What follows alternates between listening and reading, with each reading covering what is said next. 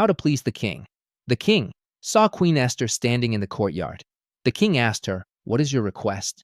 "Even if it were half the kingdom, I would grant it to you, if it pleases your majesty," Esther replied. "Come today to the banquet I am giving in your honor." Esther 5 verses 1 to 4. How wonderful it must have been for the king to meet a woman who had fallen in love with him and not his power.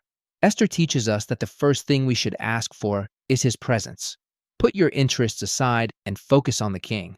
No one had given the king what Esther was giving him. She was not thinking about the king's fortune, but about him as a person. Her sincere love earned her great rewards. How must God feel? People fall in love with his blessings more than with him. They seek him only out of self-interest. They want the benefits and gifts, but not him. His own children come to him with a long list of requests, demanding or complaining. Esther teaches us that those who honor the king will also have his favor. She found favor in the king's sight. Esther 5 verse 2. When the king saw Esther, he was pleased and asked, "What is it, Esther? I will give you whatever you ask for." Esther 5 verses 2 to 3. Intimacy with the king is the key to the impossible and unthinkable. Here lies a very profound spiritual principle. Intimacy with the king opens the doors to the benefits of the palace. If you are not known by the king, you will not have access to his riches. Finally, a detail that is not insignificant. Esther postponed her request twice. She honored the king before asking for his favor. Learn to behave in the presence of the king.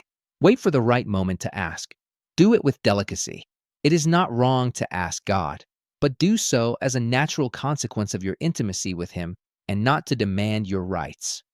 The question is, do you want the king or do you want what he has?